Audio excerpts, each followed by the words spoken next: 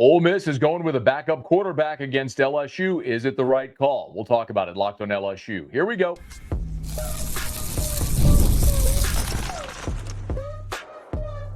You are Locked On LSU, your daily podcast on the LSU Tigers. Part of the Locked On Podcast Network, your team every day. Okay, let's get it. It is Locked on LSU, your team every day. I'm your host, Matt Moscona. Thanks so much for making us your first listen. We're free, available wherever you get great podcasts. Of course, on YouTube as well, so please subscribe as always. One of the fastest ways to help us grow is by leaving your comments below, so thank you sincerely for that.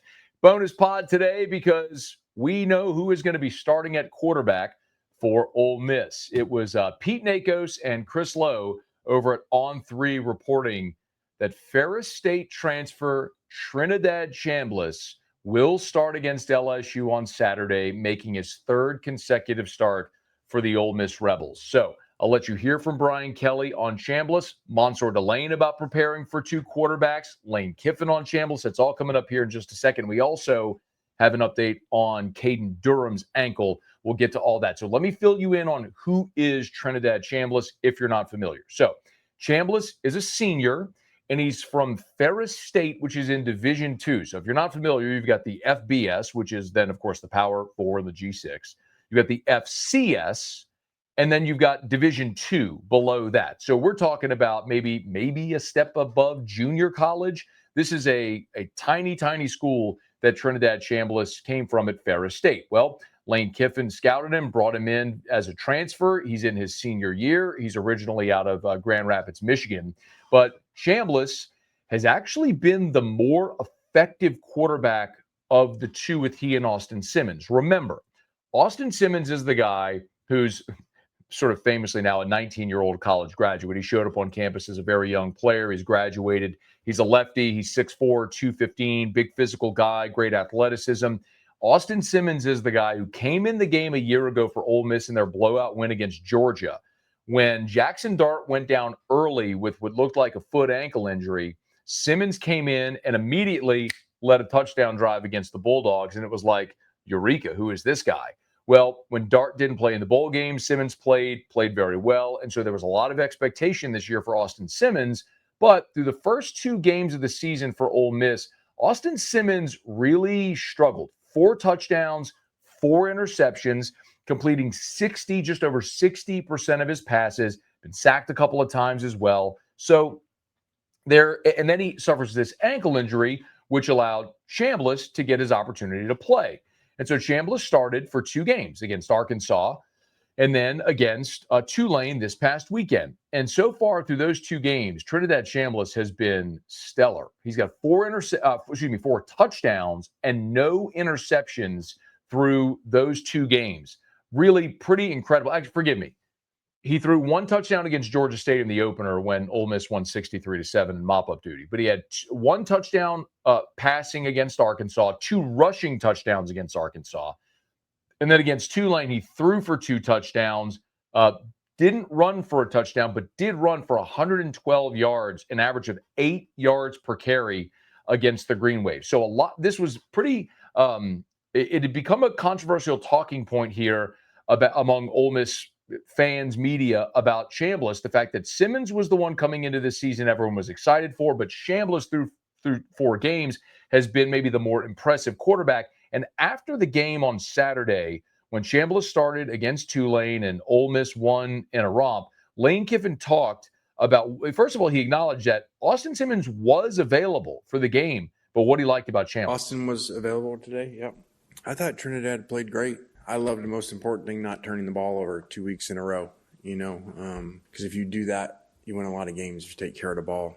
And first offense didn't turn it over back-to-back weeks. And he played really clean, not balls on the ground and 1 sack. So I think we had 1 last week. So back-to-back weeks, when you just don't have negative plays, he carries the ball 14 times, only loses 2 yards, only has the 1 sack. Everything else is positive, and you rush for 112. So what? 419 total in 3.5 quarters is really good.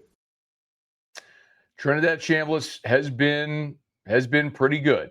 It is also worth noting, though, that the 2 defenses he faced were Arkansas, which currently ranks 83rd in the country in total defense. And as we mentioned, a Tulane defense, which was quite honestly just completely overmanned in facing Ole Miss on the road, the manner in which they were. This is a completely different animal that Trinidad Chambliss is going to face on Saturday, albeit at home. This is the way I would say it, and this is sort of the theory I've been workshopping on Shamblas so far. I mentioned Austin Simmons, 6'4", 215. Shamblas, not quite as big. He's 6'1", 200 pounds is where they have him listed. And he has been dynamic. Listen, you throw for 300 yards, run for 100 yards in a game. That's impressive. I don't care who it's against. But what I will say is Shamblas was at Division II Ferris State. Okay. You're not exactly seeing elite level athletes defensively when you're playing in Division II. He steps up to Ole Miss and he gets the start against Arkansas. Arkansas is one of the worst defenses in the country. They just blew an 18-point lead to Memphis on the road. Arkansas is a terrible defense. And so he had success against them. And then they played Tulane, which again, a good group of 6 school, but still a lower level. It is fair to say that what Trinidad Chambliss is going to face on Saturday is unlike anything he has ever seen on a field in his football life. Aside from, you could say, maybe at practice against Ole Miss, but when you're talking about Blake Baker's defense, all of the pressures, the creativity defensively, and then the level of athletes, Patrick Payton, Jack Pyburn, Whit Weeks, Harold Perkins, lockdown corner like Mansoor, Delane, great safety play like A.J. Halsey, who we saw A.J. Halsey bait a veteran player like Cade Klubnik into an errant pass that was picked off, or I was nearly picked off in the second half. But the point being, it's early. He baited DJ Lagway into an interception right before the end of the first half that led to points for LSU in that game against Florida. The point being, you can prepare for things, you can watch it on film, but until you're there with live bullets and you realize the speed of it and how it's coming, it might take a little bit of a transition. Also, had this game been 2 weeks ago, I might feel a little bit differently because there would be a bit of an unknown for LSU defensively, having not seen Trinidad Chambliss. You can go try to watch Division II Ferris State film, but now you got 2 weeks of film, including a game against Arkansas, a game against an SEC opponent that Blake Baker and his staff can sort of dissect this week, getting ready for that game. And something Brian Kelly was asked about on Monday, whenever he met with reporters, was about preparing for 2 quarterbacks last week from Southeastern Louisiana. Now, obviously, LSU is going to give you a lot of base looks, but he actually said, no, that preparing for Southeastern was maybe more like, well, he compared it to a game last year that didn't go well, but listen to what he said about preparing for 2 quarterbacks. In some instances, it would be like Texas A&M last year. Those are 2 different quarterbacks. One was a pro-style quarterback, and one was certainly a dual threat that could run zone reads, do things of that nature. And it changes you dramatically. This week, both these quarterbacks are similar. And now, they have different skill sets in terms of but they can run the same offense with both of these players. So I'm not saying it's easier. It's hard, right? You've got 2 really good players, but it's not as that one is a pro-style quarterback and is not going to run, and the other one is simply a dual threat. They're both very similar. Remember, that's the analogy he's giving is to say a year ago against Texas A&M, you prepared for Connor Wegman and you were executing your game plan perfectly. LSU was up double digits into the second half. A&M couldn't get a first down. They bring in Marcel Reed. Boom, the game changed. LSU's inability to defend against Reed and the dynamic he brought into that game, it flipped on its head completely. So this is not that. This is, whether you're preparing for Simmons or Chambliss, you're looking at the same skill set as far as a dual threat ability of a quarterback to throw it, run it, make explosives, and use a lot of the misdirection that Lane Kiffin likes. Now, big part of this game for LSU, of course, is going to be the defensive backfield, which the last time LSU went to Ole Miss was the worst defense LSU has ever fielded in 2023. Tigers scored 49 points and lost. Mansoor Delane is a lockdown corner, highest rated player by Pro Football Focus on LSU's defense so far through 4 games. And Delane met with reporters on Tuesday and talked about preparing for 2 quarterbacks. I really don't think it changes anything. We're going to prepare the same way, and that's, being the best versions of ourselves. It doesn't matter who's on the other side. If we're the best version of ourselves, then it doesn't matter whether it's the running back at quarterback, the fullback, at quarterback, it don't matter. As long as we execute what we're supposed to do. Maybe the most important thing as we talk about Ole Miss, and as it pertains to Mansoor, Delane, and these quarterbacks is, a year ago, Trey Harris, we all know, of course, who was at Louisiana Tech and then transferred to Ole Miss, who was probably going to win the Biletnikoff as the best receiver in college football until he suffered the injury, tried to go against LSU. Jackson Dart missed him on a deep ball that would have been an early touchdown, but then didn't play the rest of the game as he had the hamstring injury. Ole Miss this year doesn't necessarily have that guy. Harrison Wallace is their leading receiver, 16 catches for 343. He's got a couple of touchdowns. And then Deuce Alexander has 14 catches for 249. He's got one score on the year. The third leading receiver is Daquan Wright, their tight end. Caden Lee, who we got to chat with at SEC Media Days, has grabbed 8 balls so far this year. They just don't necessarily have the real explosive, dynamic game breaker like they had with Harris, or like what you might have seen with Clemson, with their all conference wide receivers as well. So I just don't know that this Ole Miss offense with Shamblas or Simmons under center has the type of dynamic playmaking ability that we've seen with Lane Kiffin offenses in the past, including last year with Jackson Dart. And Dart was a fifth-year senior who had been through the fires, man. Trinidad Chambliss is about to go through it for the first time, and I think he's going to get a little bit of a rude awakening. Brian Kelly did update his running back, Kaden Durham. I want to talk about that as we continue Locked on LSU, your team every day. Today's episode is brought to you by Mazda, where you can just move through life, or you can find the things that move you. It's your choice. You can choose to get out there. Choose your people. You can choose to go for it, like really go for it. Just choose to do something that moves you. Mazda crafts cars for those who choose to do more than simply move. Mazda, move and be moved. Today's show is also brought to you by Monarch Money. Most people can't name all their financial accounts or even what they're worth, whether it's 401ks, properties, investments, and when you don't have the full picture, you can end up leaving money on the table. That's why there's Monarch Money. It's an all-in-one personal finance tool that brings your entire financial life together in one clean, easy-to-use interface on your laptop or your phone. Monarch is built for people with busy lives. If you put off organizing your finances, Monarch is for you. You see, Monarch does the heavy lifting for you.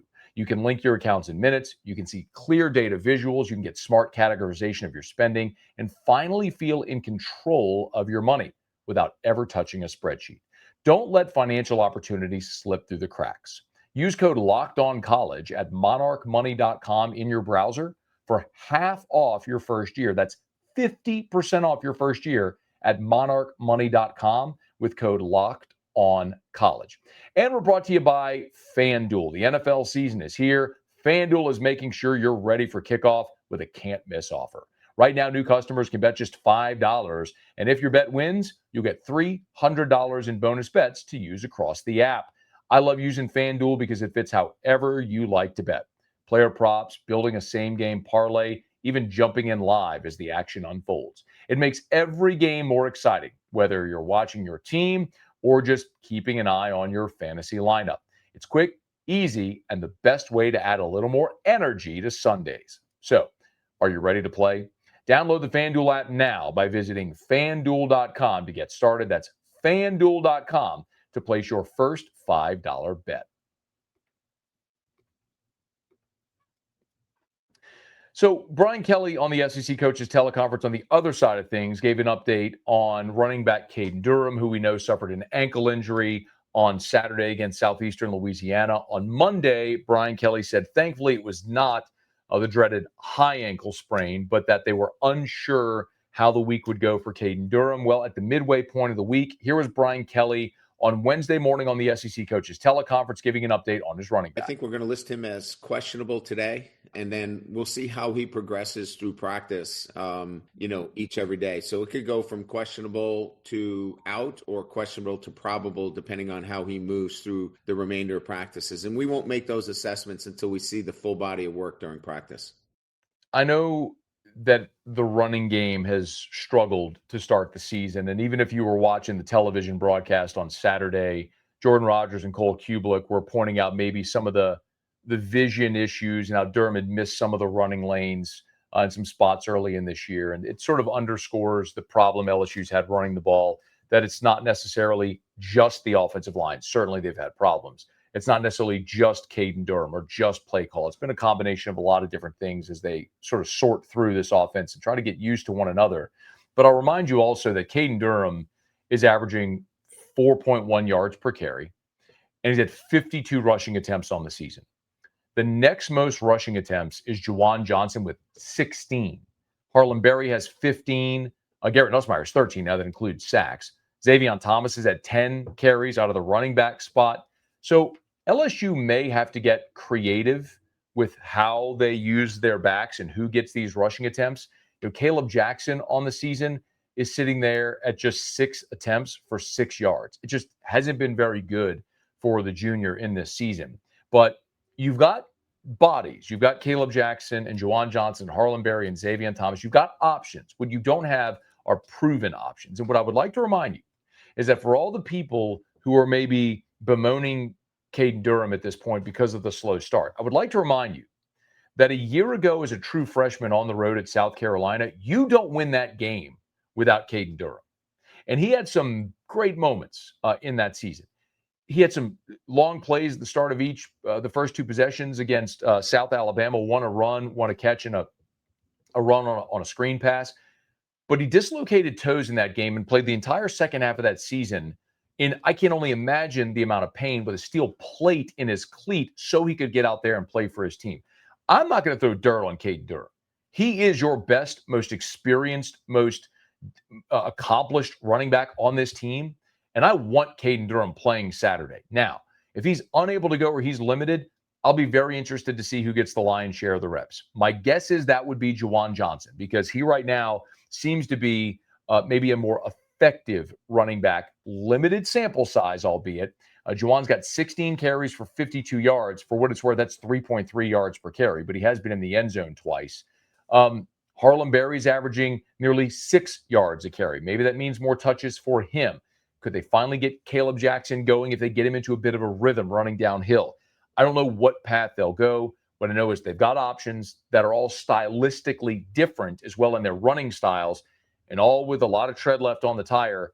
And they'll be going against an Ole Miss defense, which is 16th out of 16 SEC teams in rush defense. So it's been LSU struggling rushing offense against Ole Miss's rush defense, which has been the worst in the league and which has really been susceptible to the big play, which is really the one thing LSU's been able to do well in running the football, is pop the big play from time to time. So see if LSU can get some consistency going in the ground game, or if they'll rely on the big play like they've done so far this year, the thing that Ole Miss has been susceptible to in their rushing defense. We're counting down to LSU and Ole Miss, but it will be the Tigers and the Rebels, with Ole Miss starting Trinidad Chambliss for the 3rd consecutive week. Okay, drop your comments below. That'll do it for us here on today's bonus episode of Locked on LSU. Thanks so much for making us your first listen. If you are on podcast, please subscribe on your favorite podcast app. Rate us, leave a review. If you're on YouTube, smash that like button, subscribe to the channel, and hit the bell so you're notified whenever we post a new video. And let a friend know that if they love the Tigers, we got you here every single day for Locked on LSU. It's your team every day.